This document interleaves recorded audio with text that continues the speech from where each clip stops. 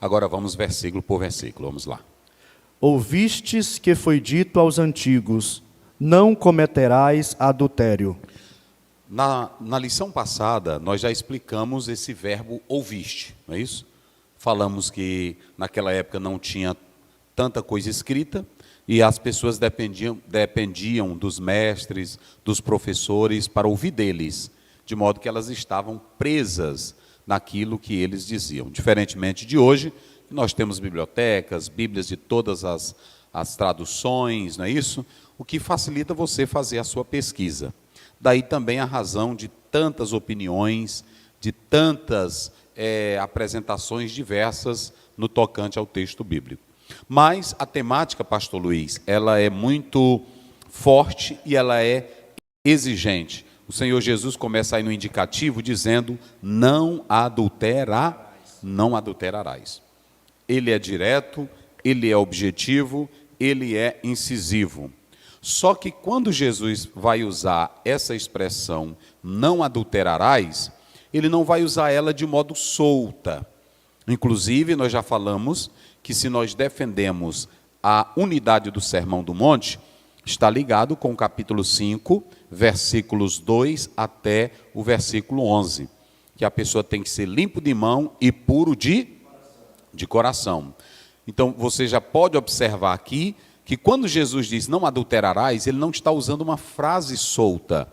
Ele está ligando com o que ele falou daqueles que têm o coração dominado pelos seus ideais. Pacificador, manso, humilde, misericordioso. Então vamos colocar o marido, vamos colocar a esposa e o marido dentro de Mateus 5, 2 a 11. Bem-aventurado os mansos, bem-aventurado o que mais? Os pacificadores, bem-aventurados os limpos de mão e o quê? Puro de coração. O que mais? Os misericordiosos que têm fome e sede de... Agora imagine um marido com todas essas qualidades. Ele vai ser cheio de ódio? Uma esposa com todas essas qualidades que Jesus está falando, ela vai ser birrenta? Ela vai ser rixosa? Não tem como. Então perceba que Jesus começa a questão falando do tratamento interior. Não comece a tratar esse assunto de divórcio, de separação, pegando uma palavra isolada ou termos.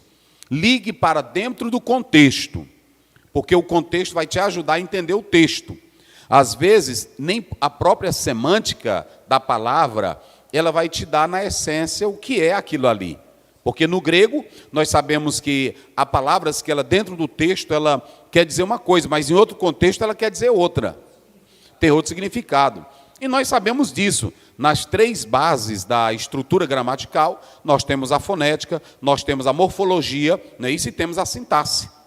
Então, nós temos que entender que aqui Jesus ele começa, quando ele chega nesse nível que o pastor acabou de ler, não adulterarás, ele não está falando para um grupo que não quer ouvir, ele está falando para os discípulos dele e falando para aqueles que queriam ouvir a sua e que estariam entrando dentro da sua política espiritual.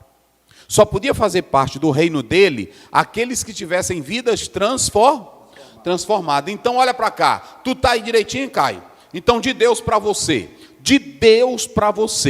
uma mulher que tem coração limpo, cheia de misericórdia, que é bondosa, que é promovedora da paz, um marido que tem coração limpo, um marido que é manso, um marido que é humilde, jamais ele pensa em atacar, depreciar, desfazer, humilhar, rechaçar a sua esposa, porque ele tem temor de Deus. É aqui que começa. Mas por que minha esposa, ela é crente, ela é zangada, ela é birrenta? É porque o evangelho nunca entrou nela. E por que meu marido, ele é assim, ele diz palavras, ele pode ser, bota para cá rapaz, eu estou começando agora, aí ele pode ser pastor, ele pode ser presidente, ele pode ser doutor em teologia, ele pode ser quem ele quiser ser, mas se não tiver transformação de vida, ele é ignorante, ele é bruto, ele não tem temor de Deus, ele trata a mulher como um objeto sexual. E aí nós podemos analisar, quando você pega, vamos lá rapidinho, Efésios 5, 22, depois o 24, 25. Isso aqui é para quem o ideal de Cristo no Sermão do Monte já entrou. Enquanto ele acha, olha para cá. Quando eu estava lendo, preparando essa lição, eu me dediquei muito em analisar vários homens. E um dos homens que eu estudei, porque ele, Léo, pegou a frase do Sermão do Monte, Mahatma Gandhi, e ele tinha 3 ideais. Um era não se deixar levar por comida. Terceiro, era nunca se deixar levar por ato sexual ilícito, mulheres. E o outro era se dedicar na causa pelos outros sem a violência. Entendeu, Anuá? Então, Mahatma Gandhi, ele morreu com a mulher só, valorizando a esposa dele. Quando ela morreu, ele perdeu toda a estrutura. Ele disse que perdeu a estrutura da vida dele. Então, isso vai depender do seu ideal. Se você assentar no seu coração, eu vou ser fiel com a minha esposa, e teus ideais de Cristo você consegue. Se a esposa disser, eu vou ser fiel para com o meu marido, então ela vai ser fiel. Agora, sabe qual é a história hoje? A história é que nós estamos no padrão do mundo. Eu apresento crises psicológicas, eu apresento situações sociáveis, eu apresento situações financeiras. Não é assim? Aí pronto, vai lá. 5:22 de Efésios. Isso. Vós, mulheres, sujeitai-vos a vosso marido, como ao Senhor. Isso. O 25. Vós, maridos, amai vossa mulher, como também Cristo amou a igreja, e a si mesmo se entregou por ela.